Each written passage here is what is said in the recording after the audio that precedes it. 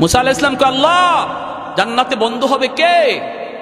আল্লাহ কয় বাজারে যাও, গিয়া দেখো গোশত বেচে কসাই, এই কসাই হলো জান্নাতে তোমার বন্ধু। সুবহানাল্লাহ কইতেন না? জলিলুল কদর পয়গম্বর মুসা কালিমুল্লাহ 3000 বার যিনি জমিনে বৈশা আল্লাহর সাথে কথা বলছেন, সেই মুসা নবী কয় আল্লাহ জান্নাতে বন্ধুকে হবে, সাথীকে হবে? আল্লাহ বলে বাজারের কসাই। মুসা নবী রওনা দিয়া দিছেন ওই কসাইকে দেখার জন্য। সুরত নবীর সুরত চিনে না, মুসা নবীর সে কোনোদিন দেখে নাই। মুসা নবী আল্লাহর কাছ থেকে ঠিকানা লয়ে এলিছে, আল্লাহ কোন বাজারের কোন কসাই, অমুক বাজার অমুক কসাই।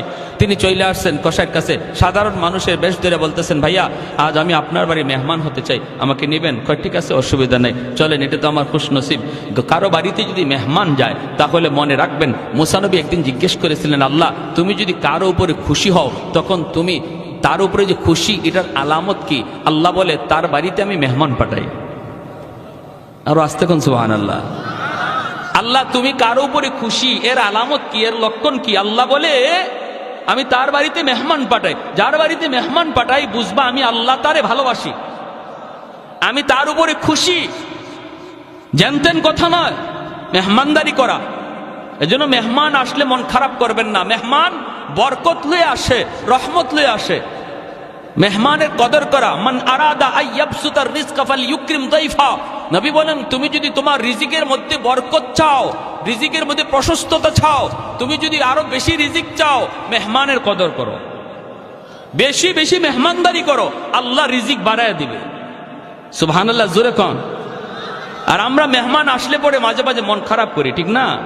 তবে আলহামদুলিল্লাহ গরিবের বাড়িতে মেহমান গেলে পরে গরিব কষ্ট পায় না, গরিব খুশি হয়। গরিবের বাড়ির ধনী লোক গেলে পরে গরিব খুব খুশি হয়, কিন্তু ধনীর বাড়ির গরিব গেলে ধনী মন খারাপ করে। কথাটা মনে হয় ঠিক বললাম না নাকি? ঠিক ঠিক। গরিবের বাড়িতে ধনী লোক গেলে গরিব খুব খুশি হয়, হাতির পা পড়ছে, কি খুশি, কি খাওয়াইব কি না। কিন্তু এই গরিব লোকটাই যদি ওই ধনী লোকের বাড়িতে যায় সে মন খারাপ করে। মনে রাখবেন, ভালো করে ইয়াদ রাখবেন, আল্লাহ রাব্বুল আলামিন বলছেন মুসা আমার যে বান্দার উপরে আমি আল্লাহ খুশি এর আলামত হলো আমি তার বাড়িতে মেহমান পাঠাই। মুসা নবী বলেন আমি তোমার বাড়িতে মেহমান হতে চাই। কসাই বলে আসেন হুজুর, আসেন। মুসা আলাইহিস সালাম তার বাড়িতে গেলেন। জয়া মুসা নবী দেখতে পেলেন লোকটা এই যে গোশত, কিছু গোশত নিয়ে পাকাইলো, পাকাইয়া গোশতটা সে একটা প্লেটের মধ্যে লইয়া ঝুপড়ির ভিতরে পালঙের মধ্যে একটা বৃদ্ধা মহিলা শুয়ে রইছে, তারে উঠাইয়া কুলের মধ্যে বসাইয়া গোশতের ঝোলটা খাওয়াইতেছে। আল্লাহু আকবার। একটা মা তার সন্তানকে যেইভাবে কুলে বসায় বসায় শিশুকালে খাওয়ায়, এইভাবেই কসাই মানুষটা, এই বৃদ্ধা মহিলা তার মা, এই মাটারে কুলে বসাইয়া শিশু বাচ্চার মতো খাওয়াইতেছে। মুসা আলাইহিস সালাম দেখলেন মহিলাকে চিনেন না। আল্লাহর পয়গম্বর জিজ্ঞেস করেন ভাই এই মহিলা কে, কি তার পরিচয়? আর বিড়বিড় করে কি যেন বলল, কি বলল? লোকটায় কয় ভাই আপনাকে চিনি না, আপনি আমার বাড়ির মুসাফির, মেহমান। ইনি আমার মা, অনেকদিন যাবত আমার মা বিছানায়, আমি বাজার থেকে আইসা এই গোশত আমি পাকাইয়া আমার বাচ্চাগুলিরে আগে খাওয়াই না, আমি ওই খানাটা সবার আগে আমার মারে আমি খাওয়াই। বাচ্চাগুলি খোদার যন্ত্রণায় যদি ছটফট করে তবুও বাচ্চাদেরকে আগে দেই না, সবার আগে আমি আমার মারে খাওয়াই। মারে খাওয়ানোর পর যেই খানাটা থাকে সেটা আমি আমার বাচ্চাদেরকে দেই। কয় বুঝলাম তো, কিন্তু ইনি কি দোয়া করলেন? কয় আমার মা প্রতিদিন খানা খাওয়ানোর সময় দুইটা দোয়া করে, আল্লাহ আমার সন্তান রে দুনিয়াতে তুমি রিজিকের ভিতরে বরকত দিও। আর একটা দোয়া করে, আল্লাহ আমার এই সন্তানকে জান্নাতে মুসা নবীর বন্ধু বানায় দিও। ভাই মুসাফির, আমার মার দুটা দোয়ার একটা দোয়া কবুল হয়ে গেছে। আমি দিন দিন আমার ব্যবসার ভিতরে বরকত পাইতেছি, যেরকম সুবহানাল্লাহ। আমি ব্যবসা করি কিন্তু মার সেবা বাবার সেবা করি, আমার মারে কষ্ট দেই না, বাবারে কষ্ট দেই না। মা অন্তর থেকে দোয়া করে, বাবা অন্তর থেকে দোয়া করে। এজন্য ব্যবসার ভিতরে আল্লাহ দিন বদিন আমার তরক্কি উন্নতি দান করেছে। আরেকটা দোয়া মার কবুল হলো কিনা আমি জানি না। জান্নাতে মুসা নবীর সাথে আমার বন্ধুত্ব হবে কিনা আমি জানি না। এইবার মুসা নবী চুগের পানিটা সাইরা কয়, ভাই রে, এ ভাই, আমার পরিচয়টা তুমি জেনে নাও। আমি কোনো অচেনা মুসাফির নই, আমি হলাম আল্লাহর পয়গম্বর মুসা কালিমুল্লাহ। তোমার আম্মার দ্বিতীয় দোয়াটাও কবুল হয়ে গেছে, সুবহানাল্লাহ। দুইটা দোয়ার প্রথম দোয়া তো কবুল হয়েছে, তুমি দেখছো, দ্বিতীয় দোয়াটাও কবুল হয়ে গেছে। আমি আল্লাহকে জানতে চাইছিলাম, মালিক জান্নাতে বন্ধু কে হবে? আল্লাহ তোমার কথা বইলা দিছে, অতএব তোমার মার দ্বিতীয় দোয়াটাও কবুল, জান্নাতে তুমি আমার বন্ধু হবে। এজন্য বলি যুবক, ব্যবসা বাণিজ্য করো, মারে কষ্ট দিও না, বাবারে কষ্ট দিও না। আল্লাহ ব্যবসার মধ্যে দিন দিন উন্নতি দান করবে। কারণ বাপ মা হলো পাওয়ার হাউস। বাপ মার দোয়া যদি অন্তরে থাকে, সন্তানের দুনিয়ার জিন্দিগি আল্লাহ পাক বরকত দিয়ে ভরপুর করে দেয়। দিন বদিন আল্লাহ তারে আগায় নেয়। আর দুনিয়াতে যদি বাপ মার বদদোয়া থাকে রে যুবক, যত উন্নতি তুমি দেখো, কিন্তু তুমি দেখতেছো আগাও, মূলত তুমি পিছাও। তুমি দেখতেছো তুমি আগাও, আর আল্লাহ দেখে তুমি পিছাও। কাকরাইল মসজিদের ভিতর ইটালি থেকে জামাত, ওই ইটালির জামাতের মধ্যে এক যুবক মাত্র কালেমা পড়ে মুসলমান হয়েছে। ওই খ্রিস্টান যুবক ছেলেটা একদিন কাকরাইল মসজিদে বয়ান করে আর চোখের পানি জোরে জোরে যুবক কান্দে। যুবক ডাক দিয়ে বলতেছে, ওরে দুনিয়ার মুসলমান, আমি আজ ইসলাম ধর্মের দাওয়াত পেয়েছি, বিদায় মুসলমান হয়েছি, কিন্তু আমার আব্বা ইসলাম ধর্মের দাওয়াত পায় নাই, আমার আম্মা ইসলাম ধর্মের দাওয়াত পায় নাই, বিধায় তারা মুসলমান হতে পারে নাই। আমিও কেমনে মুসলমান হয়েছি? আমি একদিন রাস্তা দিয়ে যাইতেছিলাম। আমি তো দুনিয়ার একটু সুখ শান্তির জন্য, একটু শান্তির জন্য, একটু আরামের জন্য, মনের মধ্যে একটু প্রশান্তির জন্য, অপরাধ জগতের এমন কোনো অপরাধ নাই যেই অপরাধ আমি করি নাই, এমন কোনো গুনাহ নাই যেই গুনাহ আমি করি না। বলুন তো, গুনাহ করলে পড়ে অন্তরে শান্তি বাড়ে না অশান্তি বাড়ে? গুনার বদ আসর হলো একটা গুনাহ করার পর আরেকটা গুনাহ করানোর জন্য শয়তান আপনাকে উদ্বুদ্ধ করবে আর বলবে, তুই এই গুনাহটা করছু, আরেকটা গুনাহ তুই কর, অন্তরের ভিতরে শান্তি পাবি। একটা গুনাহ করার পর আরেকটা গুনাহ শয়তান তারে করায় অন্তরে শান্তি মিলার জন্য। কিন্তু না না, দ্বিতীয় গুনাহটা করার পর তার অশান্তি আগের চেয়ে ডাবল হয়ে যায়, আরেকটা গুনাহ করার পর আবার ডাবল হয়ে যায়। যতবার শান্তি পাওয়ার আশায়, অন্তরে শান্তি পাওয়ার আশায় গুনার কাজ করে বেড়ায়, ততবারই অশান্তি তার ডাবলের ডাবল বেড়ে যায়। যুবক ডাক দিয়ে বলতেছে, মুসলমান, ও আমার মুসলমান ভাইরা রে, আমি মাত্র মুসলমান হয়েছি, আমি কেমনে মুসলমান হলাম? আমি তো একদিন রাস্তা দিয়ে যাইতেছি, হাতের মধ্যে ছিল আমার গানের বাজনা, গিটার ছিল আমার হাতে। আমি তো ইসলাম ধর্ম কি জিনিস বুঝতাম না, জানতাম না। ইটালিতে মুসলমানের একটা জামাত গেছে, দাওয়াত তবলিগের সাথীরা তারা মসজিদে অবস্থান করেছে। বিকালবেলা বের হয়েছে গাছতের জন্য। আমি তাদের পাশ দিয়ে যাইতেছিলাম, তখনই আমির সাহেব আমাকে ডাক দিলেন, এ যুবক বইলে তিনি আমাকে ডাক দিলেন। আমি অল্প সময়ের জন্য একটু থামলাম। আমাকে তিনি দাঁড়ানো অবস্থায় কয়েকটা কথা শুধু বললেন, আমরা কোথায় ছিলাম, কোথায় আসলাম, আবার কোথায় যাব, মাঝখানে আমাদের ডিউটি কি? তিনটা কথার ভিতরে আমি টের পাইলাম এতদিন যাবত আমি যেই শান্তির নেশায় ঘুরতেছি রে, এই শান্তির আভাস আমি তিন কথায় পেয়ে গেলাম।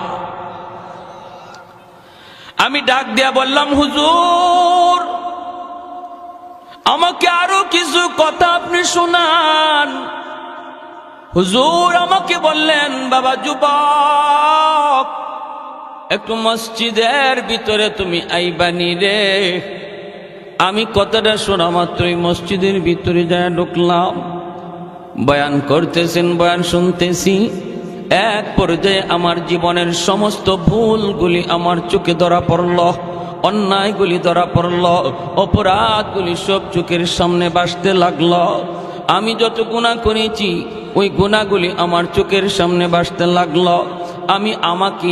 আমি আমাকেই তিরস্কার দিতে লাগলাম। এক পর্যায়ে চোখের পানি ভাসাইয়া আমি হুজুরের হাত ধরে বলি, হুজুর আমি যেই শান্তির আশায় ঘুরতেছি, শান্তি পাই না, সেই শান্তি এখন আমার কলিজায় আমি অনুভব করতেছি। আমাকে আপনি আর দেরি করবেন না, এই মুহূর্তে কালেমা পড়া মুসলমান বানায় দেন। বিবি সাহেব আমাকে ফোন দিল, স্বামী, ও স্বামী কোথায়? আমি বললাম, বিবি আমি তো মসজিদের ভিতরে। আল্লাহু আকবার জোরে খান। বিবি সেও তো খ্রিস্টান, মসজিদের ভিতরে। স্বামী এই কথা শোনার পর খ্রিস্টান মেয়েটা অবাক হয়ে গেল, ডাক দিয়ে বলতেছে, স্বামী গো তুমি মসজিদের ভিতরে কেন গিয়েছ?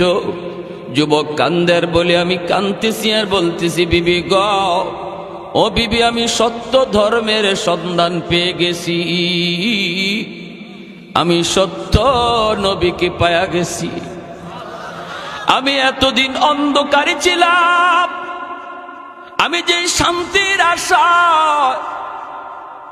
দিক দিগন্তে মন যেভাবে চায় সেভাবে দৌড়ায়, শান্তি আমার হৃদয়ে আর পাই না। এই শান্তির সাক্ষাৎ আমি পেয়ে গেছি। আমি শান্তির ধর্ম গ্রহণ করে নিয়েছি। ঘর ধর্মের নাম হলো ইসলাম। এমন এক ধর্ম গ্রহণ করেছি গো বিবি, যেই ধর্মের কালেমার ওজন 7 আসমান 7 জমিনের চেয়েও অনেক ভারী। বিবি সাহেব ডাক দিয়ে বলতেছে, স্বামী গো, ও স্বামী তাহলে এখন আমি কি করব? স্বামী বলতেছে, বিবি গো আমিও তোমাকে কালেমার দাওয়াত দিয়ে দিলাম। আমি মুসলমান হয়েছি, হইয়াই আমি তোমাকে সর্বপ্রথম ইসলামের দাওয়াত দিলাম। বিবি বলতেছে, স্বামী গো আমি ইসলাম ধর্ম গ্রহণ করব, কোনো অসুবিধা নাই, বিন্দু পরিমাণ দেরি করব না। কিন্তু তুমি যে বলেছ ইসলাম ধর্ম, এই ধর্মের কালেমার ওজন 7 আসমান 7 জমিনের চেয়েও অনেক ভারী। এই কথাটা আমাকে একটু বুঝাইতে হবে, আমাকে তুমি এই কথাটা একটু বুঝাইতে হবে। বিবি ডাক দিয়ে কয়, আমি একটা দাড়ি পাল্লা হাজির করব, এই দাড়ি পাল্লার এক পাল্লার মধ্যে তুমি কালেমা কাগজে লিখে নিয়ে আসবা। এই কাগজে লিখা কালেমা এক পাল্লার মধ্যে রাখবো, আর এক পাল্লায় 7 আসমান 7 জমিন লাগবে না। আমাদেরকে আল্লাহ যে একটা সন্তান দিয়েছে, এই ছোট্ট মানিকটারে এক পাল্লায় রাখবো। যদি তোমার কালেমার পাল্লা ভারী হয়, আমি কথা দিলাম কালেমা পড়ে মুসলমান হয়ে যাব। আর একটু জোরে সুবহানাল্লাহ। যুবক আমির সাহেবের কাছে যাইয়া হাত জোর করে কয়, হুজুর আমি তো সর্বপ্রথম কালেমার দাওয়াত আমার স্ত্রীকে দিয়েছি, আমার স্ত্রী সে কালেমা গ্রহণ করবে গো, কিন্তু শর্ত যা আরোপ করেছে এই শর্তের ব্যাপারে আমি কিছু জানি না। হুজুর আপনারা বলেছেন, আমি আপনাদের জবানে শুনেছি, আমার নবীর হাদিস আপনি শুনাইছেন, হাদিসটাই আমি আমার স্ত্রীকে জানায় দিছি, কিন্তু আমার স্ত্রী তো শর্ত লাগায় দিল, সে কালেমা পড়ে মুসলমান হবে, কিন্তু দাড়ি পাল্লার মধ্যে ওজন দিবে। এক পাল্লায় নাকি কালেমার কাগজ আরেক পাল্লায় আমাদের সন্তান রাখবে। হুজুর এখন আমি কি করব বলেন, পরামর্শ দেন, পরামর্শ দেন। কাগজের মধ্যে আপনি কালেমা লিখে দেন। এই কাগজের টুকরা নিয়ে আমি বাড়ি যাব, দাড়ি পাল্লায় ওজন হবে। আমির সাহেব তখন চোখের পানি জড়ায় আল্লাহর কাছে হাত উঠে দিছেন। আমির সাহেব হাত উঠে কই, মালিক তোমার কালেমার ওজন কি পরিমাণ? এইটা তো আমরা বুঝি, ইমানদাররা বুঝি, কিন্তু অমুসলিম যারা তারা কেমন করে বুঝবে গো মালিক? হাসরের ময়দানে অমুসলিমরাও দেখবে কালেমার ওজন কি পরিমাণ। রুবামা ইয়াওয়াদ্দুল্লাযীনা কাফারু লাউ কানু মুসলিমিন। আল্লাহ পাক রব্বুল আলামিন বলেন, হাসরের ময়দানে আবু জাহেল, উতবা, সাহেবা, ফেরাউন, হামান সবাই চোখের পানি জড়ায় জড়ায় কাঁদবে আর বলবে, হায় রে যদি দুনিয়াতে কালেমা পড়তাম, যদি আমি দুনিয়াতে কালেমা পড়তাম, আজ আমার গোলাম কালেমার কারণে মুসলমান হইয়া জান্নাতের দিকে যায়। আমি মালিক হইয়া জাহান্নামী হলাম।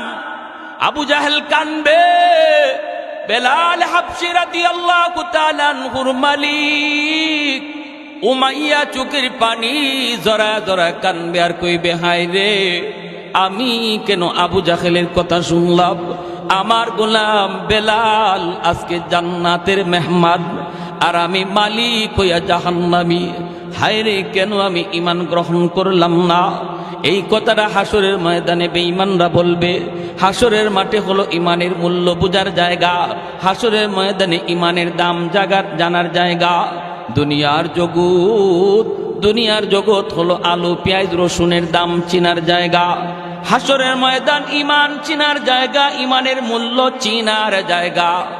আমির সাহেব বলতেছে, মালিক দুনিয়াতে তো ঈমানের দাম বোঝা যায় না, কারণ দুনিয়াতে ঈমানের বাজার বলতে কোনো বাজার নাই। কিন্তু মালিক তুমি যদি চাও দুনিয়া তো তুমি তোমার কুদরত দেখাইতে পারো, ঈমানের দাম তুমি চাইলে দেখাইতে পারো। আল্লাহ আমি তোমার উপরে ইয়াকিন করে কাগজের মধ্যে কালেমা লিখে দিলাম, লেখাটা আমার কাম, বাকি সব তোমার কাম। আর একটু জোরে সুবহানাল্লাহ। চোখের পানি ঝরাইয়া, চোখের পানিটা ফালাইয়া সাদা কাগজের টুকরার মধ্যে আমি সব কালেমা লিখে দেন। লা ইলাহা ইল্লাল্লাহু মুহাম্মাদুর রাসূলুল্লাহ। জোরে সোরে বলি সাল্লাল্লাহু আলাইহি ওয়াসাল্লাম। কালেমার মধ্যে আমার আল্লাহর নাম, কালেমার মধ্যে নবীর নাম, কালেমার মধ্যে আল্লাহর নাম নবীর নাম, দুটোটা নাম আছে না নাই? আর একটু জোরে কোন আছে না নাই? কেউ যদি খালি কয় লা ইলাহা ইল্লাল্লাহ মুহাম্মাদুর রাসূলুল্লাহ যদি না পড়ে কালেমা হবে? আমাদের সমাজে কিছু রোগ আছে, কিন্তু আছে কিছু রোগ আছে। উত্তরবঙ্গে গেছিলাম, কিছু মসজিদে মুহাম্মাদুর রাসূলুল্লাহ শব্দটা কাইটা দিছে মসজিদের গেইটে। মুহাম্মাদুর রাসূলুল্লাহ সাল্লাল্লাহু আলাইহি ওয়াসাল্লাম এটা বলে কালেমার অংশ না। কালেমা বলতে শুধু লা ইলাহা ইল্লাল্লাহ। এরা ইমানের বহুত বড় ডাকাত, ঠিক কিনা জোরে খান? বহুত বড় ডাকাত। যারা এই ধরনের কথা বলবে মনে রাখবেন, এ আপনার বন্ধু নয়, আপনার লেবাস পরে আপনার সুরত দইরা আপনার ভিতরে ঢুইকে আসছে ইমান ডাকাতি করার জন্য।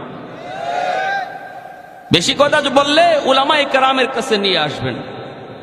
যদি বলে আপনার নামাজ হয় না, নামাজ এইভাবে দাঁড়াইতে হয়, আপনার রুকু হয় না, রুকু এইভাবে পড়তে হয়, এভাবে পা নিয়ে খাড়াইতে হয়, এভাবে হাত উঠাইতে হয়, এই করতে হয় সেই করতে হয়, জুম্মা এইভাবে পড়তে হয়, জানাজা এইভাবে পড়তে হয়, এই কথা বইলা যারা আপনাদেরকে ভ্রান্ত করার চেষ্টা করবে, যুক্তিতে যাবেন না, তর্কে যাবেন না, বলবেন হাদিস আমি এত বেশি জানি না, কোরআন সম্পর্কে আমি অজ্ঞ। তুমি যদি কোরআন হাদিসের পণ্ডিত হও, চলো হুজুরের কাছে যাই, মুফতি সাহেবের কাছে যাই, মাদ্রাসায় যাই, ইমাম সাহেবের কাছে যাই, দেখবেন তখনই আপনার কাছ থেকে পালাবে। কত বড় ডাকাতি কথা! লা ইলাহা ইল্লাল্লাহ মুহাম্মাদুর রাসূলুল্লাহ, এই কথা না বললে ইমানদার হওয়া যায় না। আর সে বলতেছে আর তারা বলতেছে কালেমার অংশ শুধু লা ইলাহা ইল্লাল্লাহ মুহাম্মাদুর রাসূলুল্লাহ না, আর তাদের কথায় পইরা উত্তরবঙ্গের কিছু মসজিদের গেইটে যেই কালেমা লেখা ছিল মুহাম্মাদুর রাসূলুল্লাহ সহ এই অংশটা কাইটা দিছে। আল্লাহ তুমি সহি বুঝদান করো, সবাই বলি আমিন, আরো জোরে বলি আমিন। আমার ভাইয়েরা, বন্ধুরা, যুবক, এই কথা বলতে আমি সব কাগজের মধ্যে তিনি এই কালেমা লিখে দিলেন। আর যুবককে তিনি ডাক দিয়া বলতেছেন, যুবক, আল্লাহর উপর ভরসা করে তুমি সামনের দিকে আগাও, কাগজের টুকরা নিয়ে তুমি সামনের দিকে যাও। তোমার বিবিকে যায় বলবা কোথায় দাঁড়িয়ে পাল্লা, এক পাল্লার মধ্যে এই কাগজের টুকরা রেখে দিবা, আরেক পাল্লায় তোমরা তোমাদের সন্তানকে রেখে দিবা, বাকিটা করবেন আমার আল্লাহ। করবেন কে? আর একটু জোরে কে? আল্লাহ চাইলে পারেনি না পারে না? এই ক্ষমতা আল্লাহর আসেনি না নাই? লা জিদ্দা ওয়ালা নিদ্দা ওয়ালা হাদ্দা লিমাওলা, লা জিদ্দা ওয়ালা নিদ্দা ওয়ালা হাদ্দা লিমাওলা, আল আনা কামা কানা ওয়ালাম ইয়ালকা জাওয়ালা, আল আনা কামা কানা ওয়ালাম ইয়ালকা জাওয়ালা, লা মিসলা ওয়ালা সাওয়ারা মিসলাম ওয়া নাযীরা, মান ক্বালা সিওয়া যালিকা ক্বাদ ক্বালা মুহালা, মান ক্বালা সিওয়া যালিকা ক্বাদ ক্বালা মুহালা, লা ওয়ালদা ওয়ালা ওয়ালিদা লা আম্মা ওয়া খালা, লা শিবহা ওয়ালা মিসলা ওয়ালা কুফুয়া লিমাওলা। আল্লাহর বান্দা যুবক কাগজের টুকরা নিয়ে বাড়ির দিকে রওনা দিল। দিলটা নরম করে কথাগুলি শুনো রে আল্লাহর বান্দা। এরে যুবক, তোমার মতো একজন যুবকের ঘটনা বলতেছি। দেখো না কত যুবক যৌবনে কবরে চলে গেল, কত যুবক খেলার সাথে আজকে কবরে শুয়ে রইল, লেখাপড়ার সাথে আজকে কবরে চলে গেল। একটু দিলটারে বুঝাও বুঝাও, আর কত গুনার দিকে দৌড়াইবা। তোমার মতো একজন যুবকের ঘটনা বলতেছি। আল্লাহ তারে যৌবনী অলির খাতায় নাম লেখা দিছে। যৌবনকালেই তারে আল্লাহ পাক সঠিক পথে ফিরে আনছে। দিলের ভিতরে কান্না ছিল, দিলের ভিতরে শান্তি পাওয়ার আশা তার ছিল। আল্লাহ পাককে পাওয়ার তালাশ, অন্তরের শান্তি পাওয়ার নেশায় ঘুরতেছে সঠিক পথ যুবক খুঁজতেছে। যুবক, তোমার অন্তরেও যদি আল্লাহ পাওয়ার ইচ্ছা জাগে, তোমার অন্তরেও যদি অন্তরে প্রশান্তি পাওয়ার জন্য ইরাদা থাকে, তুমিও যদি তালাশ করো, আল্লাহ তোমাকে পথ দেখায়া দিবে। ঠিক কিনা জোরে কর। কিন্তু অন্তরের ভিতরে এই তালাশ লাগবে, অন্তরের ভিতরে তলব লাগবে, তলব। অন্তরে যদি তলব থাকে আল্লাহ রাস্তা বের করা দেয়। আর আমি যেই পথে চলতেছি এই পথেই চলি, ঘুরে তাকাই না। ভুল পথে চললাম না সঠিক পথে চললাম, কোনো খবর নাই। মানুষ যদি আমাকে জিজ্ঞেস করে কই যাইবা, আমি বলি ঢাকা। একজনে যদি কয় এটা তো ঢাকার কোনো গাড়ি না, এই গাড়িটা হলো চিটাগাং যাওয়ার গাড়ি, এই গাড়ি হলো ময়মনসিংহ যাওয়ার গাড়ি, তুমি ঢাকার গাড়িতে উঠো নাই। যেই যুবক সত্যি সে ঢাকা যাওয়ার ইরাদা করে, গাড়ি থেকে নামবে, ঢাকার গাড়িতে যা উঠবে, গন্তব্যে পৌঁছে যাবে। আমাদের সবের বাড়ি হলো জান্নাত, জান্নাতের গাড়িতে উঠার জন্য সবাই চেষ্টা আছি রে ভাই। কিছু ভাইয়েরা জাহান্নামের গাড়িতে উঠে বসা রইছে। আমি আপনি যাই ডাক দিয়া বলতেছি, ভাই এটা জান্নাতে যাওয়ার গাড়ি না, এটা জাহান্নামের গাড়িতে ভুলে উঠে গেছ। কিছু আল্লাহর বান্দা কথাটা শোনার পর গাড়ি থেকে নামে, জান্নাতের গাড়িতে বসে জান্নাতে চলে যায়। আর কিছু মানুষ আছে এমন কয়, না আমি নামবো না, নামবো না, তোমার কথায় আমি নামবো না, আমি কম বুঝি না, আমি ভালো করে বুঝে শুনে গাড়িতে উঠছি, আমাকে বুঝানো লাগবে না। এই বইলে যদি সে গাড়িতে না নামে, গাড়িতেই বসা থাকে, বলুন তো তার ঢাকা যাওয়া হবে নি? আল্লাহর বান্দা, ওই যুবক বাড়ির দিকে রওনা দেয়, চোখ দিয়ে দর দর করে পানি পড়ে। আর যুবক কান্দে আর কয়, মালিক আমি তো তোমাকে চিনছি, তোমার সত্য ধর্মের সন্ধানও পেয়েছি, নবীকেও চিনতে পেরেছি গো মালিক, কিন্তু আমি যাকে নিয়ে সংসার করব, আমার বিবি, তারও আমি জান্নাতি বানাইতে চাই। সে তো ভুল গাড়িতে উঠে বসা আছে। আল্লাহ আমি তারে বোঝানো মাত্রই সে যেন গাড়ি থেকে নামে, আমার মতো জান্নাতের গাড়িতে যেন উঠতে পারে। এই বইলা যুবক কান্না করে করে বাড়িতে রওনা দেয়। কাগজের মধ্যে আমার আল্লাহর নাম, কাগজের মধ্যে আমার আপনার নবীর নাম। এই কালেমার কাগজ নিয়ে বাড়ির দিকে যায়, চোখ দিয়া দর দর করে যুবকের পানি পড়ে। আল্লাহ পাকের কুদরতের খেলা শুরু হয়ে গেছে।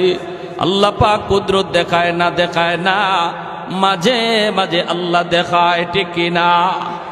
বাড়ির কাছে যে ডাক দেয়, বিবি, ও বিবি, কই তোমার দাড়ি পাল্লা? কোথায় আমাদের সন্তান?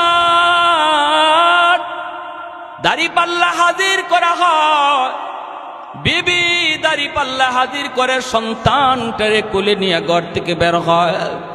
যুবকের চোখে পানি, ডাক দিয়ে বলতেছে, বিবি গো, কই তোমার দাড়ি পাল্লা? কই এই যে দাড়ি পাল্লা, বসাও এক পাল্লায় আমাদের সন্তান। বিবি সাহেব ডাক দিয়ে কয়, স্বামী গো, কই তোমার কালেমার কাগজ? এত ছোট একটা কালেমার কাগজ পকেট থেকে বের কইরা। যুবক কই, এই কাগজের টুকরাটা আমি এক পাল্লায় রাখব। বিবি মুস্কি মুস্কি হাসি আর কই, স্বামী গো, তোমার মাথা বুঝি নষ্ট হয়ে গেল? একটা সাধারণ কাগজের টুকরা এক পাল্লায় থাকবে, আর এক পাল্লায় আমাদের সন্তান, কেমন করে তুমি পাল্লা টান দিতে বলো গো স্বামী? স্বামী তখন চোখের পানি জড়ায় কয়ে, বিবি গো, ও বিবি, মনে রাখো, আমি কোনো জ্ঞানতেন ধর্ম গ্রহণ করি নাই। আমি যেই মালিকের ধর্ম গ্রহণ করেছি, তিনি চাইলে সব সম্ভব হয়ে যায়। আমি কাগজের টুকরা এক পাল্লায় রাখলাম, আরেক পাল্লায় সন্তান বসাও। পাল্লা আমি টান দিব না, আমি টান দিব না। রশিদইরা পাল্লা তুমি নিজে টান দাও। বিবি সাহেব নিজে পাল্লা টান দেয়, পাল্লা টান দেয়। যেই মাত্র পাল্লাটা টান দিয়ে উপরে উঠেছে, আল্লাহু আকবার, আল্লাহু আকবার। কালেমার কাগজের পাল্লা মাটিতেই বসা, উপরে উঠে না। আর বাচ্চার পাল্লাটা হালকা হইয়া উপরে উঠে যায়। আর একটু জোরে কন্যা সুবহানাল্লাহ, আল্লাহু আকবার। আল্লাহ চাইলে পারেনি না পারে না? এই ক্ষমতা আল্লাহর আছে না নাই? কাদিরে কুদরত দারি বর কামাল, কাদিরে কুদরত দারি বর কামাল। আনতা রব্বি আনতা হাসবি দুল জালাল, আনতা রব্বি আনতা হাসবি দুল জালাল। এজন্য বলতেছি আমার ভাইরা, আল্লাহ পাক রব্বুল আলামিন এই আয়াতের ভিতরে দুইটা পুরস্কারের ওয়াদা করতে যায়। এক নম্বরই তিনি বলেছেন, নির্বেজাল ইমানের মালিক হও। বেজাল্লা ইমান নিয়া কখনো আমি আল্লাহর পুরস্কার পাবা না। এক নাম্বার শর্ত হলো ইমানরে নির্বেজাল বানাও।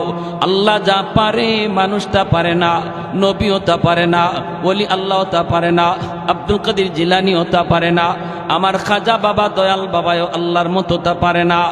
এমন বিশ্বাস নিয়ে তুমি নামাজ পড়ো, এমন বিশ্বাস নিয়ে তুমি রোজা রাখো, তাহলে তুমি আল্লাহর কাছ থেকে পুরস্কারের মালিক পাইবা।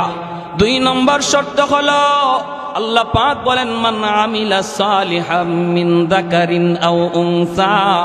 দুই নম্বর শর্ত আল্লাহ পাক বলেন, এরে বান্দা, তুমি যদি খাঁটি মুমিন হও, দুই নম্বর হলো তোমার আমলটারে তুমি আমলে সালেহ বানাও, নেক আমলের অধিকারী হও। শুধুমাত্র আমল নয়, নেক আমলের অংশীদার, নেক আমলওয়ালা তুমি হওয়া লাগবে। আমল যদি নেক আমল বানাইতে হয়, প্রতিটা আমল তখনই নেক আমল হয় যখন নবীর তরিকায় করা হয়। নামাজটা আমার তখনই নেক আমল যখন নামাজ আমার নবীর তরিকা মতো আমি আদায় করব। জিকিরটা তখনই নেক আমল হবে যখন জিকিরটা নবীর তরিকা মতো করব। রোজা তখনই নেক আমল হবে যখন নবীর তরিকা মতো করব। ভাইয়েরা বন্ধুরা মনে রাখবা, ব্যবসাটাও তোমার আমার জীবনের নেক আমল। যদি ব্যবসাটাও নবীর তরিকায় করতে পারি, বলুন তো নবীর তরিকায় ব্যবসা করার সিস্টেম কি? নবীর তরিকায় ব্যবসা করার তরিকা হলো ব্যবসায় মিথ্যা কথা বলা যাবে। আর একটু জোরে। 1000 টাকা দিয়া কিনছে মাত্র 700 টাকা দিয়া, কাস্টমারের কাছে বিক্রি করব, তখন কয় 1000 টাকা দিয়া কিনছে 700 টাকা দিয়া, 600 টাকা দিয়া, 1000 টাকা বলার কারণে ব্যবসাটা হালাল হলো না হারাম? মিথ্যা বলার কারণে ব্যবসা হারাম। অথচ ব্যবসা করা বহুত বড় সুন্নত। আমার নবী নিজে ব্যবসা করেছেন, সমস্ত নবীগণ ব্যবসা করেছেন। ব্যবসার মধ্যে আল্লাহ পাক 60 ভাগ রিজিক আল্লাহ রেখে দিয়েছে। সুবহানাল্লাহ, 60 ভাগ রিজিক আল্লাহ ব্যবসার মধ্যে রাখছে। এজন্য ব্যবসা করা বহুত বড় সুন্নত। আত-তাজিরু সাদুকুল আমিন, নবী বলেন যারা সত্যবাদী ব্যবসায়ী হয়, সততার সাথে যারা ব্যবসা করে, তারা আমি নবীর সাথে জান্নাতে থাকবে। আল্লাহর বান্দা মিথ্যা কথা বলে না, মাপে কম দেয় না, বেজাল জিনিসকে ভালো জিনিস বইলা বিক্রি করে না। মালের ভিতরে যদি কোনো বেজাল থাকে, বেজালটা দেখায় বেছে, এই যে দেখেন আমার মালে এই ত্রুটি আছে, এই দোষ আছে, এজন্য আমার মালের দাম এত। এই কথাটা বইলা যখন আল্লাহর বান্দা ব্যবসাটা করলো, ফজর থেকে নিয়ে জোহর পর্যন্ত এই তরিকায় ব্যবসা করে, আসরের জোহরের আজান হলে পরে আবার মসজিদে চলে যায়। নবী বলেন উম্মতের দল, ফজর থেকে জোহর পর্যন্ত তুমি ব্যবসা করলা আমি নবীর সুন্নাত তরিকায়, আর অক্ত মতো তুমি নামাজ পড়ে নিলা, তোমার এই টাইমটা আল্লাহ পাক খালি রাখে না। একটা লোক মসজিদে বইসা এত সময় জিকির করলে যেই সব হইতো, তুমি ব্যবসা করার দ্বারা আল্লাহ এই পরিমাণ সওয়াব আমল নামায় দান করে। মাপে কম দেয় না, মিথ্যা কথা বলে না, খারাপ জিনিসে ভালো জিনিস কয়ে বেছে না, ভালোটারে ভালো কয়, খারাপটারে খারাপ কয়। আজান হলে মসজিদে যায়। এই লোক যতক্ষণ পর্যন্ত ব্যবসা করবে, ততক্ষণ পর্যন্ত নফল নামাজ পড়লে যেই সওয়াব হইতো আল্লাহ তার আমল নামায় দান করে। তাহলে ব্যবসায়ীদের জন্য আল্লাহর ওলি হওয়া বড় সহজ, ঠিক কিনা জোরে বলেন? আল্লাহর ওলি হওয়া বড় সহজ। আল্লাহর যেই বান্দা ব্যবসা করা অবস্থায় সে কখনো মিথ্যা বলবে না, নামাজের টাইমে নামাজ পড়বে, কাস্টমার আইসে আজান হয়ে গেছে, এরপরও সে কাস্টমারকে বলতেছে ভাই রে এখন আমি মাল বেচবো না, এখন আমি মাপবো না, আজান হয়ে গেছে মসজিদের দিকে যাব, শাটারটা বন্ধ করে মসজিদের দিকে রওনা দিয়েছে। অনেক সময় ইবলিস শয়তান আজান হলে পরে আপনার দোকানে কাস্টমার পাঠায় দিবে, ইবলিস নিজেই মানুষের সুরত ধরে আসবে আপনার মসজিদের জামাত তরক করানোর জন্য। ভালো করে ইবলিস জানে একা একা নামাজ পড়লে আপনার সওয়াব কম, জামাতে নামাজ পড়লে 500 গুণ বেশি সওয়াব। ইবলিস এই কথাটা জানে বিদায় মানুষের সুরত ধরে আসবে আপনার জামাত তরক করানোর জন্য। আপনি যদি এই কথার উপরে অটল থাকেন, যত কাস্টমার আসুক আজান হলে আমি ব্যবসা করব না, আপনি চলে যাবেন নামাজি, পুরা টাইম হলো নফল বন্দেগীর সওয়াব। নামাজ পড়ে আসলে পরে আল্লাহ পাক এতটুকু সময়ের ভিতরে যতটুকু ব্যবসা আপনি করতে পারতেন রে আল্লাহর গোলাম, নামাজ পড়ে আসার পরে আল্লাহ এতটুকু বরকত আল্লাহ দিয়া দিবে। ভাইরা আমার, এজন্য বলুন ব্যবসা আমরা সত্য কথা বইলা করবো না মিথ্যা? সত্য কথা বলবো না মিথ্যা?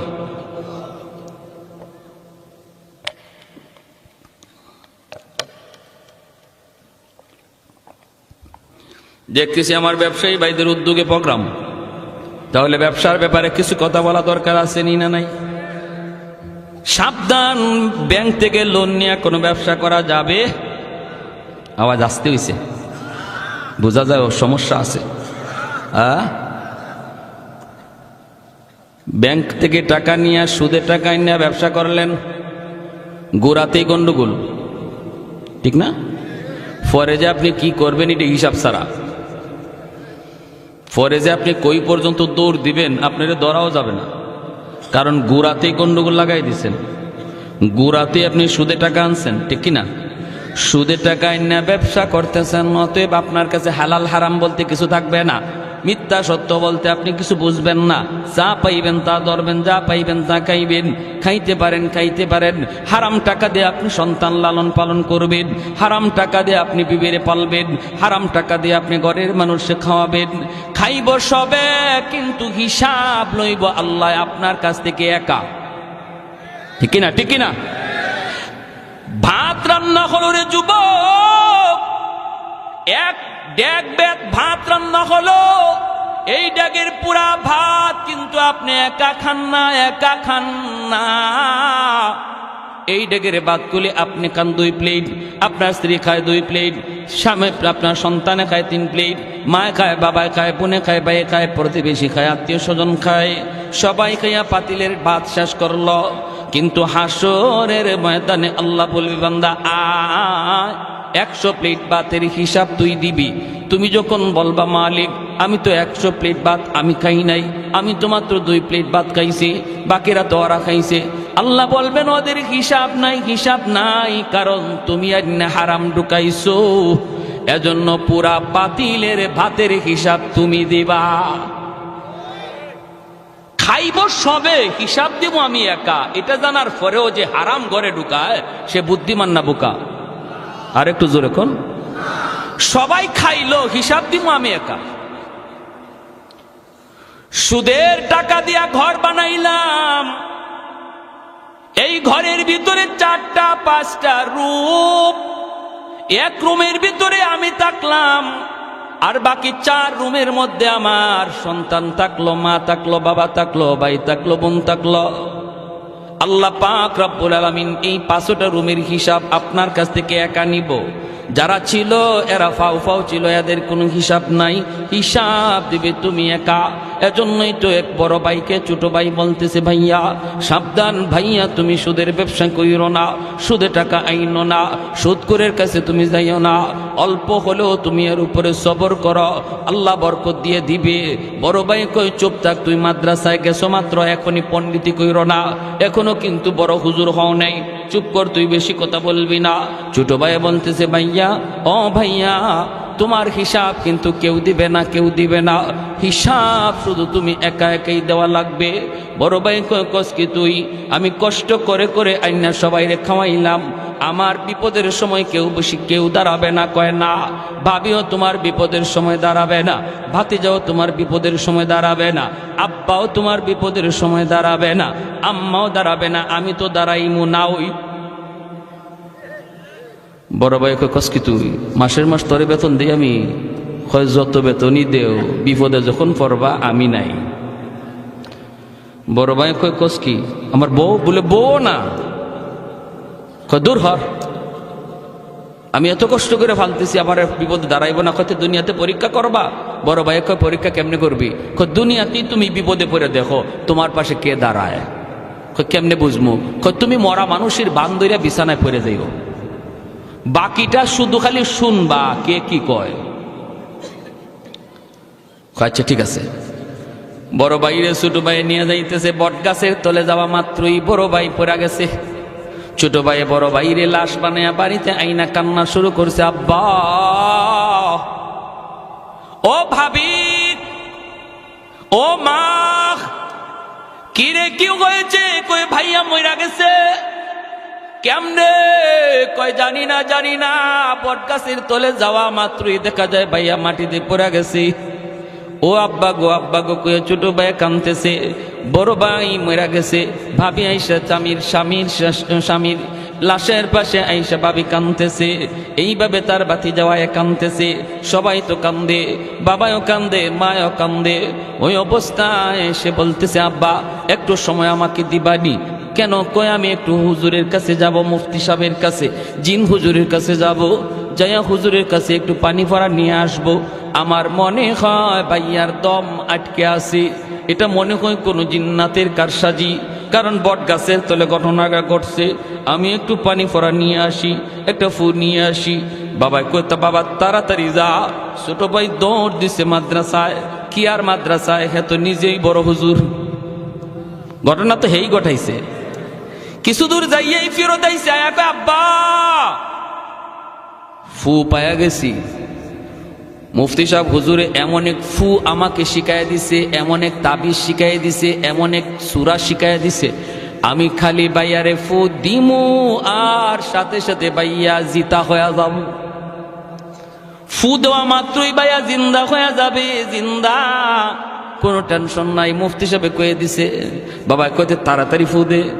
ছোট ভাই কয় আব্বা ফু দিমু, তবে ফু দেওয়ার আগে একটা শর্ত কয়া দিছে হুজুরে। কয় কি শর্ত? কয় হুজুর বলছে এই ফুটা ভাইয়ারে দেওয়া মাত্রই ভাইয়া জিন্দা হয়ে দাঁড়ায় যাবে, কিন্তু ভাইয়ার গায়ে ফু দেওয়ার আগে একজন জীবিত মানুষের গায়ে ফু দেওয়া লাগবে। আর জীবিত মানুষটা ফু খাইয়া জীবিত থাকতে পারে, মারাও যাইতে পারে। এরপরে যদি ভাইয়ারে ফু দেই ভাইয়া 100% জিন্দা হবে, বিন্দু পরিমাণ সন্দেহ নাই। ও আব্বা, আমার ভাইয়া এত কষ্ট করে সংসার চালাইল, রক্ত পানি কইরা হালাল হারাম না বুঝা কত কিছু কইরা তোমাদেরকে খাওয়াইতেছে, পালতেছে ভাইয়ারে জিন্দা করার জন্য। বাবা গ, তোমার শরীরে ফুটা আমি দিমুনি, তোমার গায়ে আমি ফুটা দিমুনি। তুমি ফু খাইয়া বাঁচতেও পারো, জীবিত থাকতে পারো, তবে জীবিত থাকাটার সম্ভাবনাই বেশি, মারা যাওয়ার সম্ভাবনা খুব কম।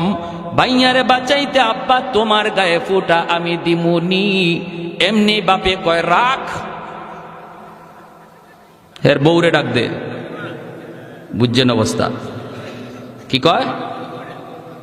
কয় রাখ।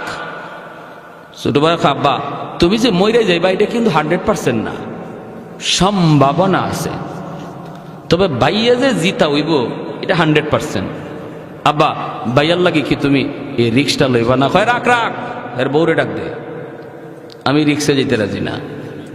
বাপে কি কয়? আমি রিক্সে যেতে রাজি না, বউরে ডাক দে। হে কানে কানে ভাই মরা না জিতা? জোরে কোন না, মরা না জিতা? বাপে যে কইছে আমি রিক্স লইতে রাজি না, এই কথা ভাইয়া শুনছেনি? হ্যাঁ, কানে কানে গিয়া কয় ভাইয়া শূন্য, খালি শুন ভাই তুমি।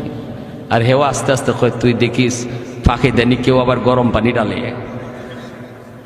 কয় না না, এই চিন্তা কইরো না তুমি, আমি আছি, হয়তো খেয়াল রাখে, আমি সব শুনতেছি। বাবি ডাক দিছে, ও বাবি ভাইয়া ভালো হইব। মুফতি সাহেব হুজুর একটা ফু শিখায় দিছে, যদি ফুটা দেই ভাইয়া সরাসরি ভালো হয়ে যাবে, জিতা হয়ে যাবে, আর মরা থাকবে না। কিন্তু বাবি গ, একটা শর্ত আছে গো বাবি, এই ফুটা কিন্তু একজন জীবিত মানুষের গায়ে দেওয়া লাগে। জীবিত মানুষ ফুটা খাইয়া মরতেও পারে, জীবিতও থাকতে পারে, তবে মরবার সম্ভাবনা কম, জীবিত থাকার সম্ভাবনাই বেশি। আব্বারে বলছিলাম ভাইয়ারে জীবিত করার জন্য ফুটা গায়ে দিমুনি, বাবা রাজি হয় নাই, তোমাকে ডাক দিতে বলছে। ও বাবি কত আদর করলো আমার ভাইয়ে গো, ঈদে ঈদে তোমারে শাড়ি কিনা দিল, যখন যা চাইছো তোমারে তা কিনা দেয়, কত স্বর্ণ কত অলংকার কত কিছু করলো, যা আবদার রাখছো সব ভাইয়া তোমারে কিনা দিছে গো বাবি। এই ভাইয়ার জন্য তুমি কি একটু রিক্স লইবানি? তোমার গায়ে আমি একটা ফু দিমুনি, তুমি যে মরবা এটা শিওর না, জীবিত থাকাটার সম্ভাবনাই বেশি। যেই মাত্র ভাবিনে কইছে ভাবি তোমার গায়ে ফু দিমুনি, এমনি ভাবি কয় রাখ, যেখানে আসো সেখানেই থাক, যে মরছে হে ওই মরুক। বুঝছেন অবস্থা? আর মরা বেটায় মনে মনে কয় খারা আমি জিতা হইয়া লই, আমি জিতা হইয়া লই, মরা বেটা ওই মরুক, বুঝাই মো।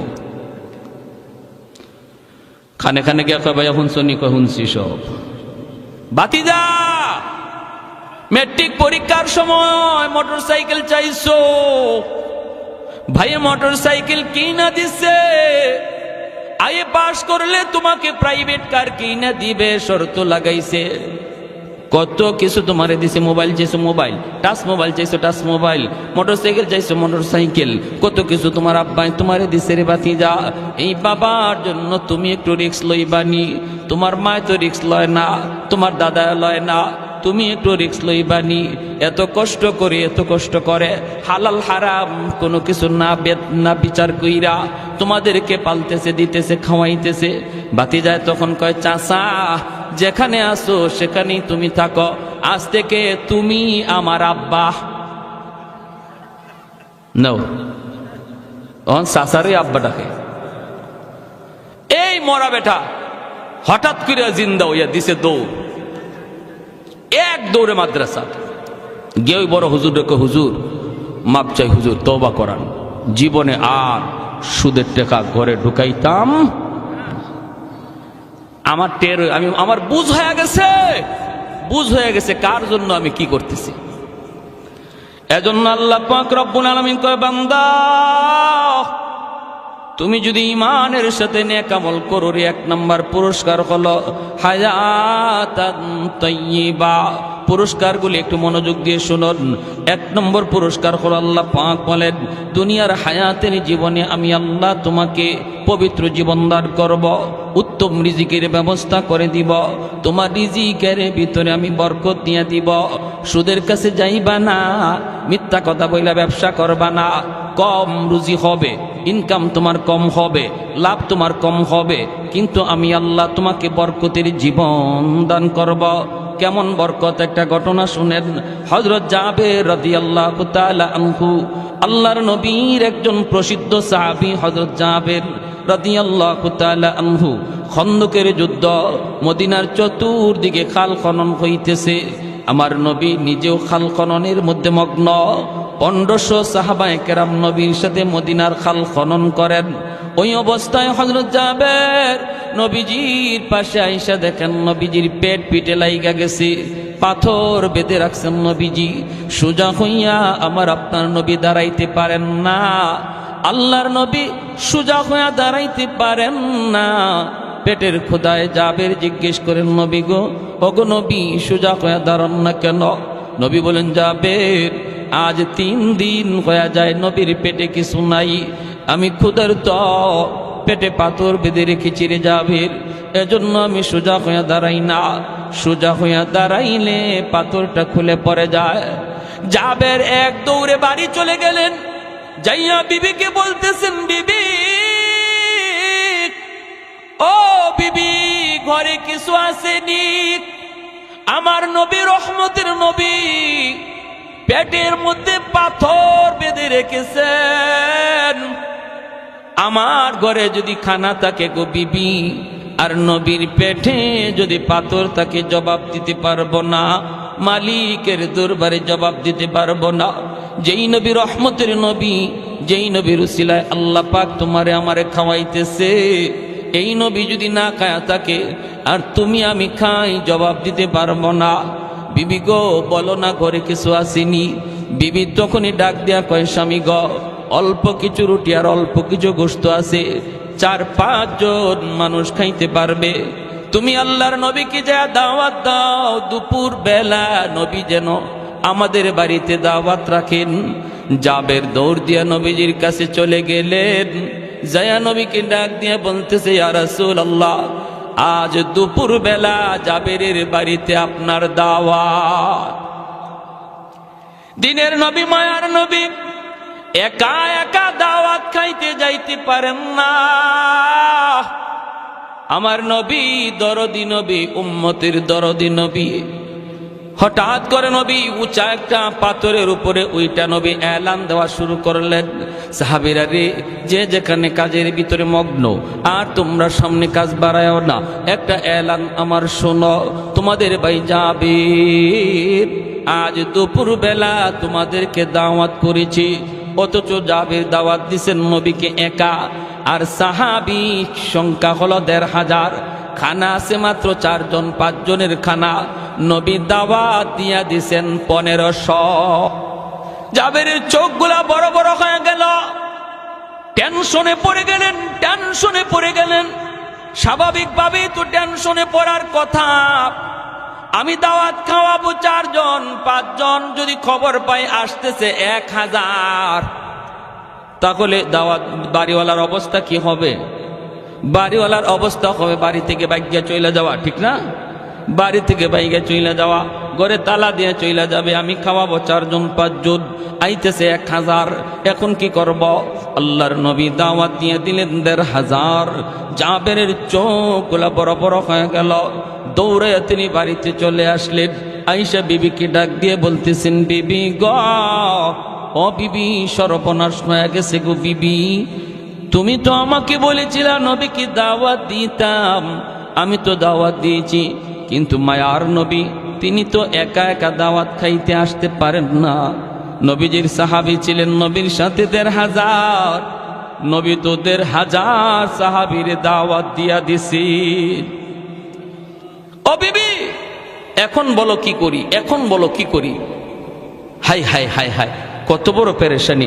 কিন্তু হযরত জাবের রাদিয়াল্লাহু তাআলা আনহুর বিবি, তিনি কি পরিমাণ বুদ্ধিমতী নারী ছিলেন দেখেন, কি পরিমাণ ইয়াকিন ছিল তাদের আল্লাহ রসুলের প্রতি। বিবি সাহেব বলতেছে, স্বামী গো, ও স্বামী, টেনশন করো কেন, টেনশন করো কেন? একটা কথার জবাব দাও, নবীকে দাওয়াত দিয়েছে কে? হযরত জাবের বলেন, নবীকে দাওয়াত তো আমি দিয়েছি। বিবি সাহেব বলতেছে, তো 1400 আর 1500 সাহাবীদেরকে দাওয়াত দিয়েছে কে? জাবের বলেন, 1500 সাহাবীকে আমি দেই নাই, দাওয়াত দিয়েছেন মায়ার নবী। এমনি জাবেরের বিবি বলে, তাহলে আল্লাহর কসম কোনো টেনশন আমাদের নাই। নবী যদি নিজের জবানে 1500কে দাওয়াত দিয়া থাকেন, তুমি না দিয়া থাকো, তাহলে আমার নবীর জবানের ইজ্জত আল্লাহ কেমনে রাখবে এটা আল্লাহ ভালো বুঝবে। কারণ আশিক আর মাশুকের এখানে খেলা শুরু হয়েছে। নবী হলেন আশিক, আল্লাহ হলেন মাশুক। আশিক বলে ফেলছে, এখন আশিকের কথার দাম মাশুক কেমনে রাখবে সেটা তিনি বুঝবেন। তোমার আমার টেনশন নাই। সুবহানাল্লাহ, যেরকম কত সুন্দর জবাব, কত সুন্দর বুদ্ধি। মহিলাদেরও বুদ্ধি আছে। আপনাদের ঘরে যে বিবি সাহেবেরও বুদ্ধি আছে। আপনি যদি মনে করেন যে আপনার ম্যাডামের কোনো বুদ্ধি শুদ্ধি নাই, এটা ঠিক হবে না। নবী বলেন, ঘরের সমস্ত কাজ বিবির সাথে পরামর্শ করে করো, এটা নবীর সুন্নত। ঘরের কাজ যদি স্ত্রীর সাথে পরামর্শ করা হয়, আল্লাহ পাক এই কাজের মধ্যে বরকত দেয় এবং বিবি সাহেবের মনটা খুশি হয় যে আমার স্বামী 2-1টা কথা আমাকে জিজ্ঞেস করে, আমার সাথে পরামর্শ করে। সিদ্ধান্ত নেবেন আপনি, যা করবেন আপনি, কিন্তু পরামর্শ নেবেন স্ত্রীর কাছ থেকে। পরামর্শে মাঝে মাঝে স্ত্রী ভালো পরামর্শও দিবে। যদি ভালো পরামর্শ দেয়, এই পরামর্শ মোতাবেক কাজ করবেন। যদি বুঝেন না তার পরামর্শ মতো কাজ করতে পারবেন না, আপনি ভিন্নভাবে কাজ করবেন, করেন, তাও অসুবিধা নাই। কিন্তু পরামর্শ, তার একটা মত নেওয়ার কারণে আল্লাহ আপনার এই কাজের মধ্যে বরকত দিয়ে দিবে। যদিও এই কাজে সফলতা কম ছিল, আল্লাহ স্ত্রীর পরামর্শ নেওয়ার খাতিরে এই কাজে আল্লাহ পাক আপনার এই কাজের মধ্যে সফলতা দিয়া দিবে। এটা স্ত্রীর সাথে পরামর্শ করার গুণ। প্যারে হাজিরিন, আর বলি কেমনে বলি, আমাদের দেশে মহিলাদের বুদ্ধি নাই। বুদ্ধি না থাকলে দেশ চালায় কে? পুরুষ না মহিলা? আপনাদের এলাকাতে নাকি? আমরা যখন সৌদি গেলাম, তো আমি আল্লাহ পাকের অশেষ দয়া 10, 11, 12 3বার গেলাম। তো একজন আমারে জিজ্ঞেস করে, সৌদির এক শায়েখ, সে আমাকে আরবিতে বলতেছে, এই বাড়ি কোথায়? তো ওদের তো ভাষাই এরকম, এটা তো আপনারা বুঝবেন না। আরবিতে ভাষাটাই, আরবিতে আপনিও নাই তুমিও নাই, সব আন্তা, সব এক ক্যাটাগরি। বাড়ি কোথায়? আমি বললাম বাড়ি বাংলাদেশ। বাংলাদেশ? আমারে কয় কি শুনবেন? কয় তোমাদের বাংলাদেশে পুরুষ মানুষ আসেনি? আমি মনে মনে কই, মা এই বেজুতি বাবা থেকে। আমি বললাম, আমারে কি তোমার বেটি মনে হয়?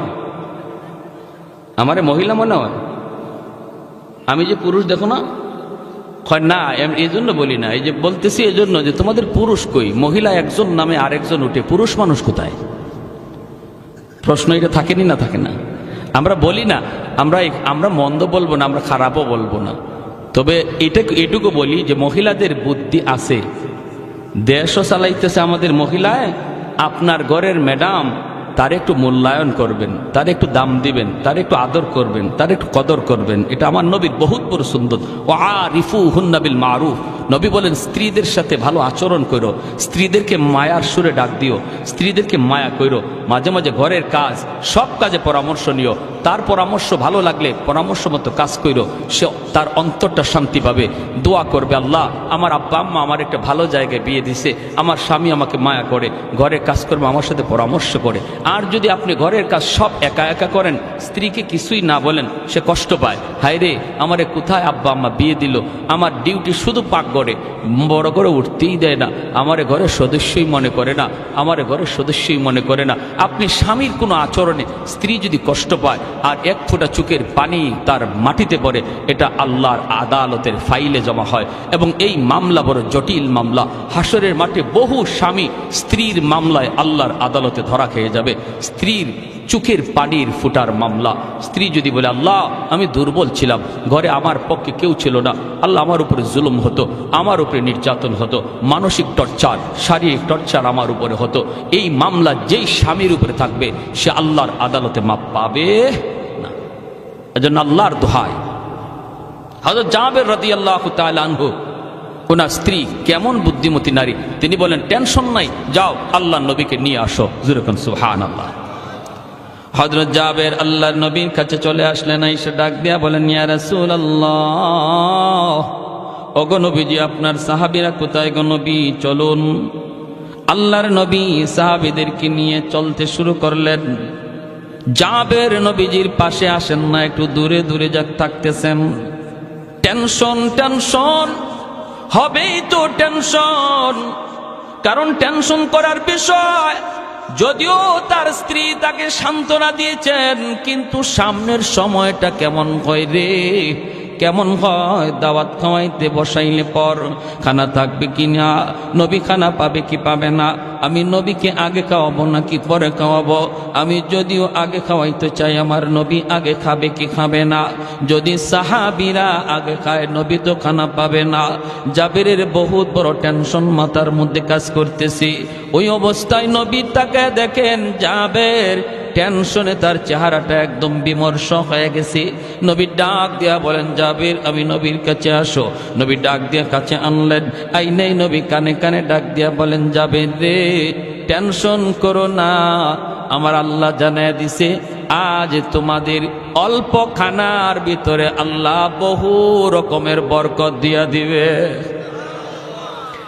এ যাবে, আমি নবী নিজের থেকে কিছু বলি না রে, আমি তো আমার আল্লাহর কাছ থেকে ইশারা পায়া বলছি।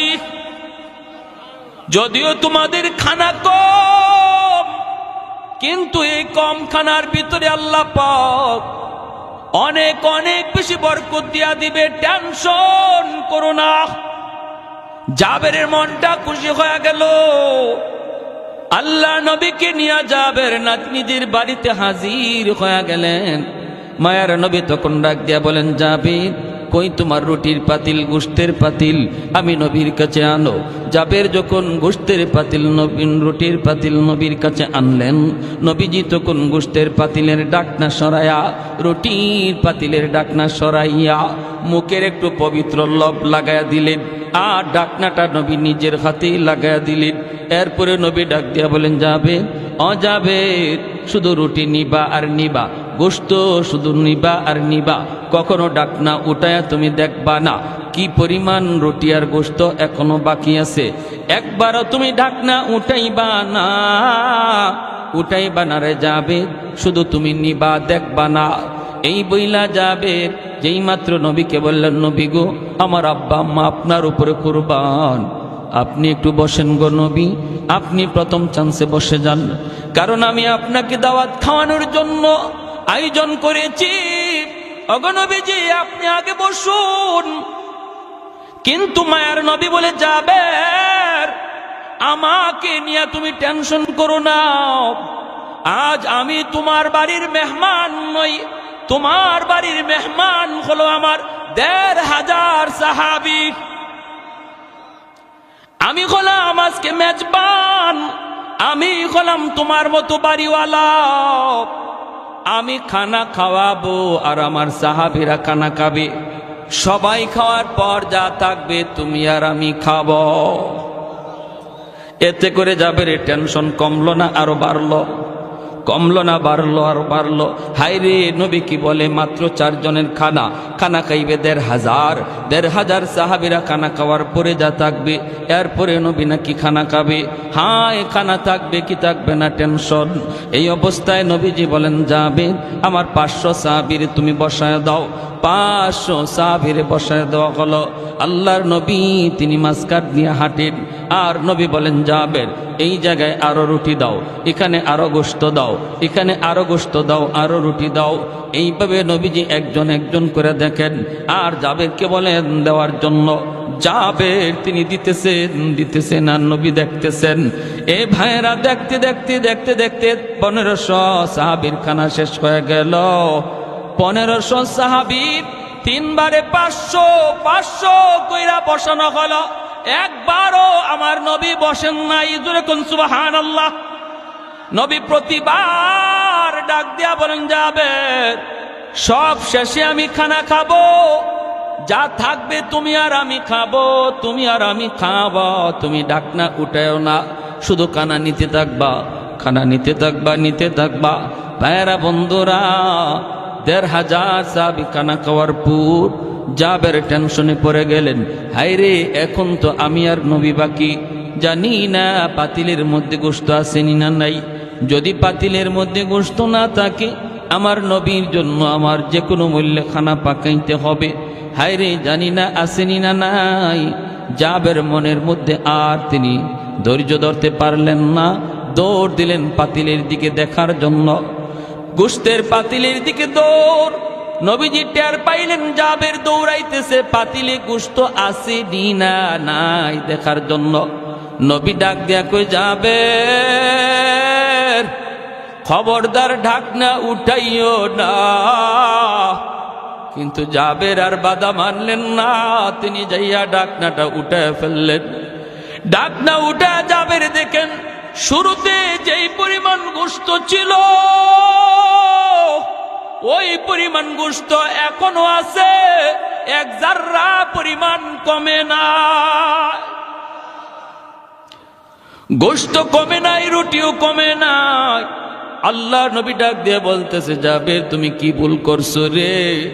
তুমি যদি ঢাকনা না উঠাইতা, তোমাদের অল্প খানার ভিতরে আল্লাহ এমন বরকত আল্লাহ দিছিল, মদিনার সমস্ত মানুষে যদি আজ তোমার বাড়িতে দাওয়াত করে খাওয়ানো হইতো, তবুও তোমার খানার বরকত কমতো না। কিসের আর 1500 আর 2000, হাজার হাজার মানুষও যদি আজ খাইতো, বরকত কমতো না। এজন্য বলি, বরকত এটা সংজ্ঞা দেয়া বুঝাইবার বিষয় না, এটা ধৈর্য দেখাইবার বিষয় না, এটা বুঝতে হয়। আমার ঘরের ভিতরে বরকত আসবে।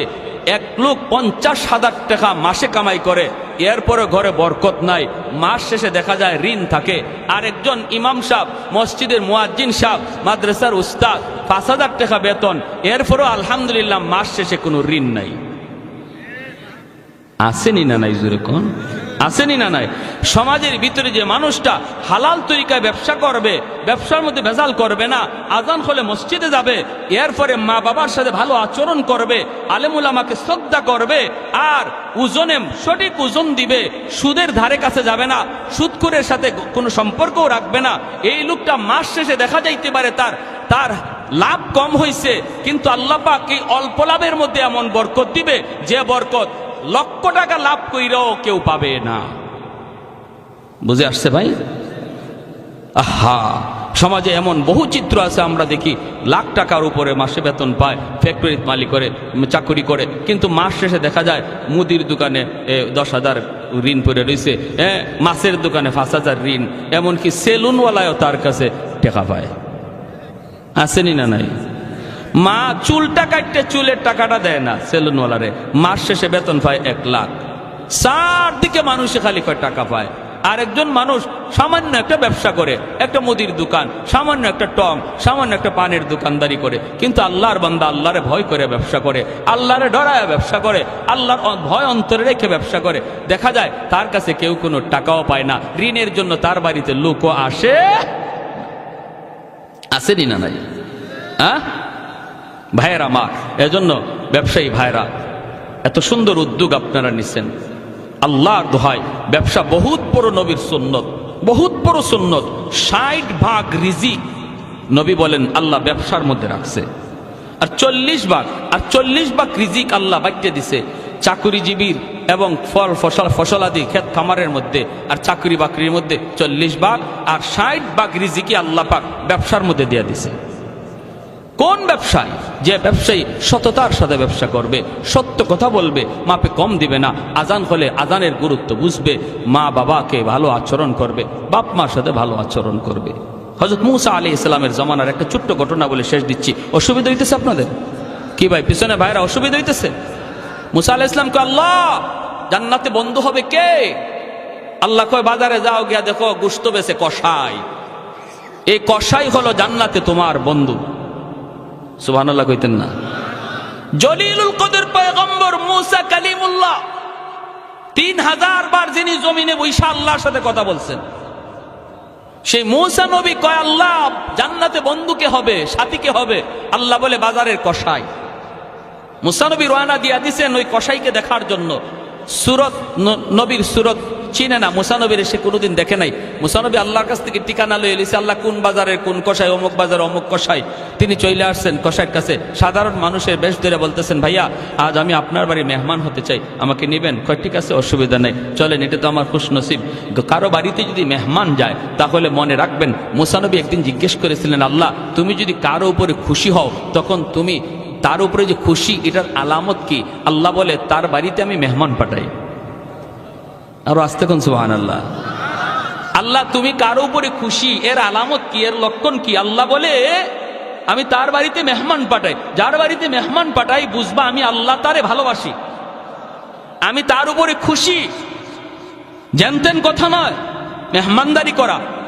এজন্য মেহমান আসলে মন খারাপ করবেন না। মেহমান বরকত লয়ে আসে, রহমত লয়ে আসে। মেহমানের কদর করা। মান আরাদা আইয়াবসুতার রিজকা ফালইউকরিম দাইফা। নবী বলেন, তুমি যদি তোমার রিজিকের মধ্যে বরকত চাও, রিজিকের মধ্যে প্রশস্ততা চাও, তুমি যদি আরো বেশি রিজিক চাও, মেহমানের কদর করো, বেশি বেশি মেহমানদারি করো, আল্লাহ রিজিক বাড়ায় দিবে। সুবহানাল্লাহ, জোরে কোন। আর আমরা মেহমান আসলে পরে মাঝে মাঝে মন খারাপ করি, ঠিক না? তবে আলহামদুলিল্লাহ গরিবের বাড়িতে মেহমান গেলে পরে গরিব কষ্ট পায় না, গরিব খুশি হয়। গরিবের বাড়ি ধনী লোক গেলে পরে গরিব খুব খুশি হয়, কিন্তু ধনীর বাড়ি গরিব গেলে ধনী মন খারাপ করে। কথাটা মনে হয় ঠিক বললাম না নাকি? ঠিক ঠিক। গরিবের বাড়িতে ধনী লোক গেলে গরিব খুব খুশি হয়, হাতির পা পড়ছে, কি খুশি, কি খাওয়াইব কি না। কিন্তু এই গরিব লোকটাই যদি ওই ধনী লোকের বাড়িতে যায়, সে মন খারাপ করে। মনে রাখবেন, ভালো করে ইয়াদ রাখবেন, আল্লাহ রাব্বুল আলামিন বলছেন, মুসা আমার যে বান্দার উপরে আমি আল্লাহ খুশি, এর আলামত হলো আমি তার বাড়িতে মেহমান পাঠাই।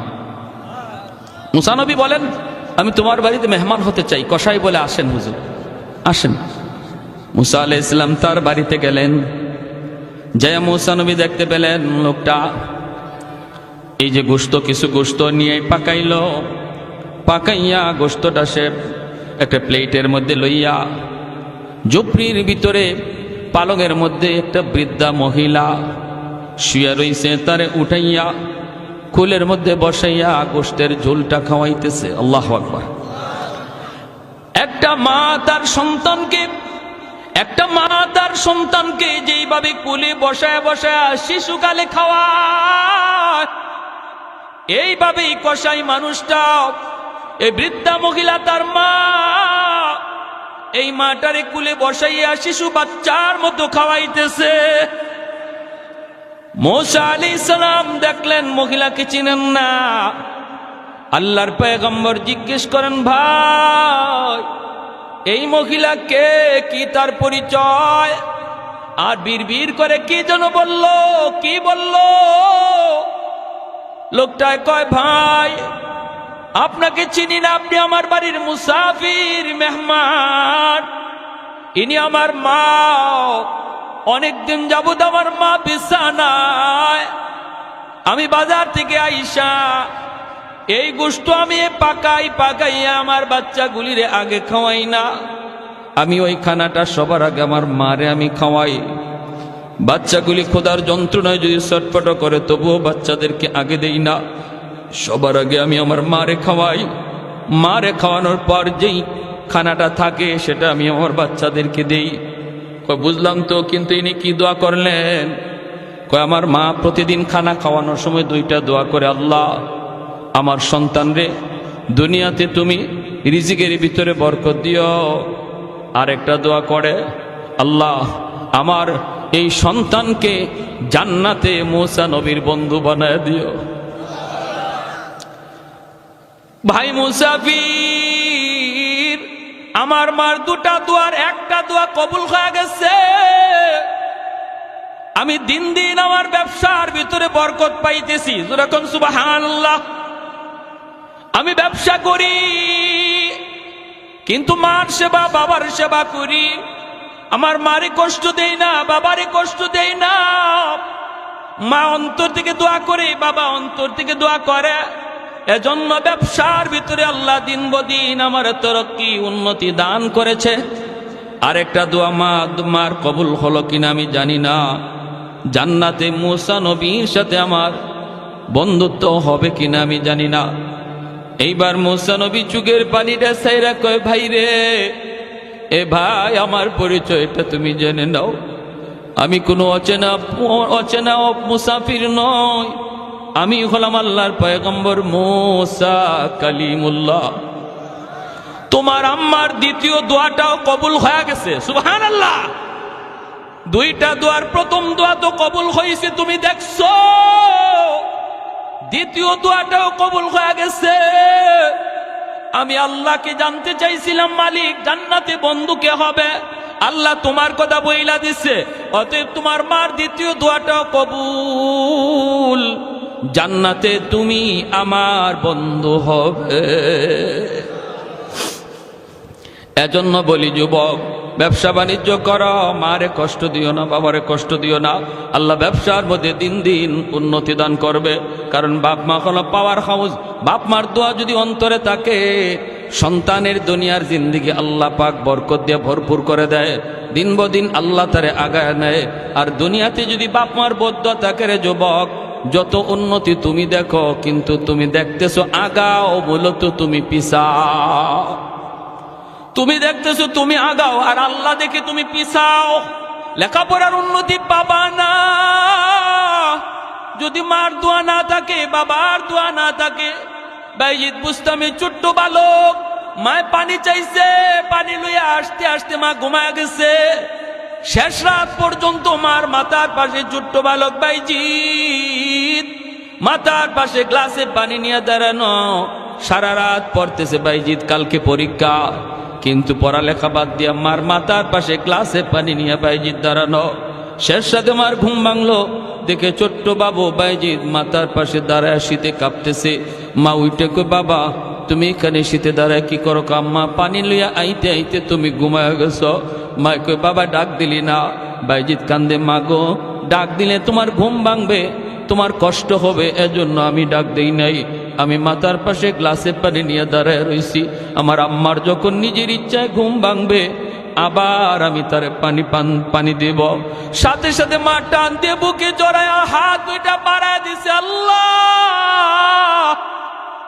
আমার এত ছোট বাচ্চা এতটা মায়ের খেয়াল রাখলো, আমি মায়ের এতটা খেয়াল রাখলো। আল্লাহ তোমার দরবারে হাত দুইটা বাড়াইছি, আমার বাইজিদরে দেওয়ার মতো আমি মার হাতে কিছুই নাই, আছে শুধু দুইটা হাত। তোমার দরবারে দুইটা হাত বাড়াইলাম। জগতের ওলি বানাইলে আমি মা খুশি না, সমস্ত ওলিদের সর্দার বানায় দিও। সাথে সাথে আল্লাহ কবুল করে নিছে। খালি ওলি না, জগতের সর্দার বানাই দিছে, ওলিদের সর্দার। এজন্য যুবক, পড়ালেখায় যদি উন্নতি চাও, মার কথা মাইনা চলল, বাবার কথা মাইনা চলল। বাপ মা কোনোদিন তোমার ক্ষতি চায় না, খারাপ চায় না। যখন যা কয় রে যুবক, তোমার ভালোর জন্য কয়। আজ বুঝবা না, বুঝবা একদিন, যেদিন তুমি নিজে বাবা হইবা, নিজে যেদিন সন্তান পাইবা, ওই দিন নিজে বুঝবা বাপ মা তোমার জন্য কতটা ভালো চাইছিল। এজন্য বলি, আমার ব্যবসায়ী ভাইরা, ব্যবসা করেন আমার নবীর সুন্নত তরিকায়। আর ব্যবসা করা অবস্থায় নামাজের যেন কোনো ত্রুটি না হয়। যদি নামাজের জামাতটা তরক হইয়াও যায়, অনুরোধ করে বলবো, আল্লাহর বান্দা টাইম মতো আবার অজু কইরা তুমি তোমার দোকানের মধ্যেই নামাজটা আদায় করে নাও। যদি তুমি এইভাবে আদায় করো আর এইভাবে মানো, পুরা ব্যবসার টাইমটাও আল্লাহ নেক আমলের ভিতরে গণ্য করে তোমার দুনিয়ার পুরস্কার হলো পবিত্র জীবন, শান্তির জীবন, বরকতের জীবন আল্লাহ তোমাকে দান করবে। আর পরকালের জীবনের পুরস্কার হলো আল্লাহ তোমাকে জান্নাতের মেহমান বানাবে। পুরস্কার হলো দুইটা, একটা হলো দুনিয়াত নগদ, আর একটা হলো পরকালে বাকি। দুনিয়ার নগদ পুরস্কার হলো আল্লাহ বলে তোমারে বরকতের জীবন আমি দিব, ঘরের শান্তি দিয়ে দিব, বাপ ভাইয়ে বাপ বেটায় শান্তি, বাপ বেটায় দ্বন্দ্ব থাকবে না, মহব্বত, ভাইয়ে ভাইয়ে মহব্বত থাকবে, স্বামী স্ত্রীর ভিতরে মহব্বত থাকবে, প্রতিবেশীর সাথে তোমার ভালো সম্পর্ক থাকবে, পাশের দোকানদারের সাথে তোমার ভালো সম্পর্ক আল্লাহ করায় দিবে যদি তুমি ইমানের সাথে নেক আমল করে চলো। আর যদি এটা হলো দুনিয়ার নগদ পুরস্কার, আর পরকালের জীবনে আল্লাহ বলে যা আমল করছো এর চেয়ে ডাবল পুরস্কার আমি দান করবো। যেরকম সুবহানাল্লাহ। তাহলে ইমানের সাথে নেক আমল করার ইচ্ছা কার কার আছে? হাত উঠে আল্লাহকে দেখান। নামাজ সাইরা না নামাজ পইরা? 5 ওয়াক্ত নামাজ আজ থেকে আমরা রেগুলার পড়ব, জামাতে যাইয়া। নিয়ত সবার পাক্কা ইরাদা আছে তো ইনশাআল্লাহ? আল্লাহ তুমি দেখতেছো মালিক, আমাদের প্রতিটা হাতকে তুমি কবুল করো। আল্লাহ জানি না কার কোন দিন মালাকুল মৌতের সাথে দেখা হয়। আল্লাহ আমরা আজ সবাই পাক্কা ইরাদা করলাম, যা ভুল করেছি মালিক আর করব না। সামনের জীবনটা তোমার মর্জি মতো চলার তৌফিক দান করো। আর একটু জোরে বলেন আমিন। ওয়া আখির দাওয়ানা আনিল হামদুলিল্লাহি রাব্বিল আলামিন। দুরূদ শরীফ পড়ি। আল্লাহুম্মা সাল্লি আলা মুহাম্মদ ওয়া আলা আলি মুহাম্মদ কামা সাল্লাই